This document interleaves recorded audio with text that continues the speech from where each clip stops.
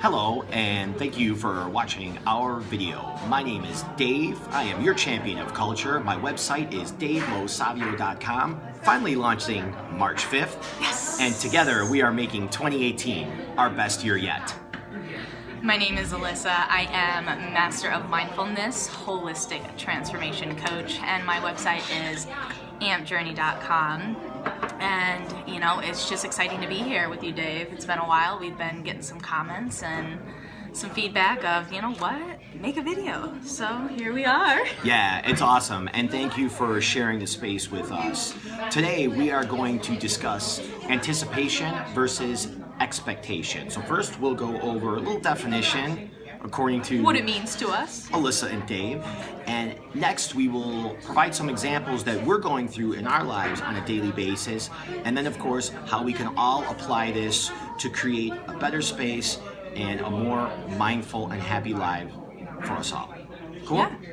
You want to start? Sure.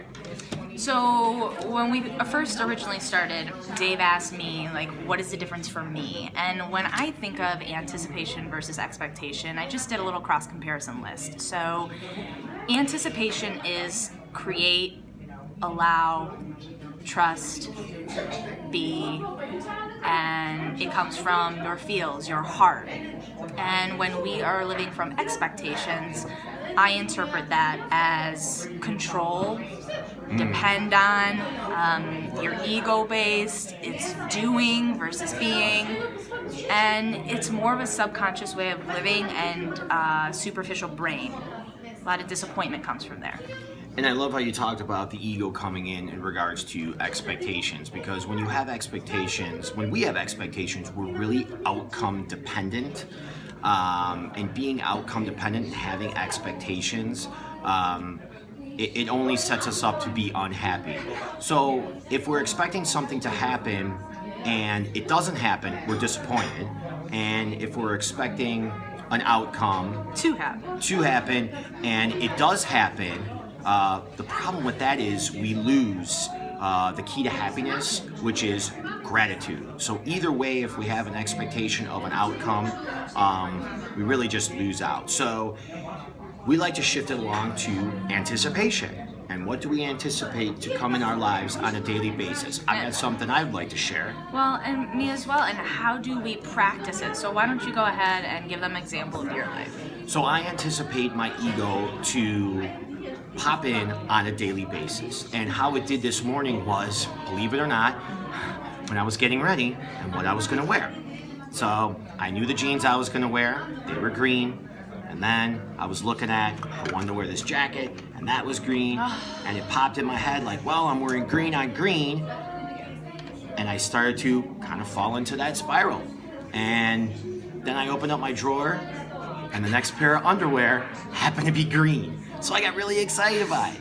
And what I do now, when I anticipate my ego to pop up, either when I'm getting ready in the morning or when I'm faced with a task and perfection is knocking on my head, what I do is I anticipate the ego to pop in, and I realize that when it does, it is the opportunity to up-level myself and a challenge for me to become more present in the situation, allow the feeling to happen, and then transform to the next higher level. So I believe that anticipating my ego to pop in is really the opportunity for an up level and for me to borrow from my future self, because I know there's some really, really good energy behind that.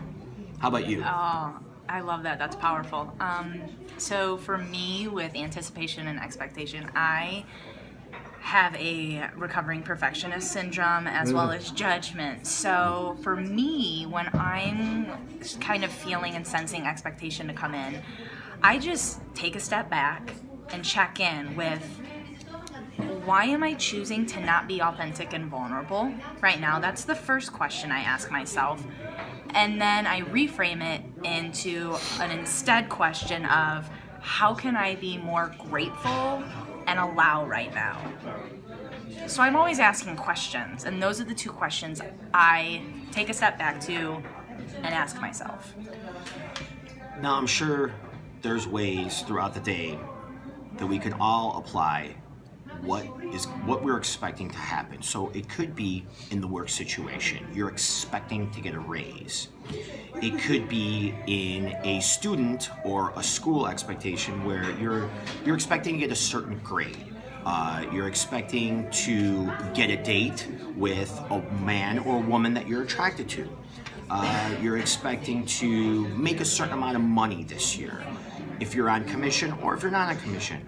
Maybe you're just expecting the weather to be sunny and it's not. And you're like, I'm gonna get rain on my hair, not my hair. Or even in meditation, right? Like I'm expecting to have a breakthrough or an awakening. There you go. It's not happening. Where are you not fully allowing the universe or yourself to just check in and experience more of what's supposed to be being felt versus trying to control it and have an outcome-driven expectation? I love it. So I'm sure that we can apply this to all of our lives, and what's important here is for us to get some nuggets. So what did we learn? We'd love for you to share, and maybe you didn't learn anything, you could share that too. We just like your white teeth. And we love feedback. So anything or any kind of feedback that you can give us, we want to keep on the up level with these videos and always offer value because we appreciate you sharing the space with us. Again, I'm Dave. My website's LoSavio.com and Alyssa, amjourney.com. Thank you for joining us, and we'll see you again soon. Boom!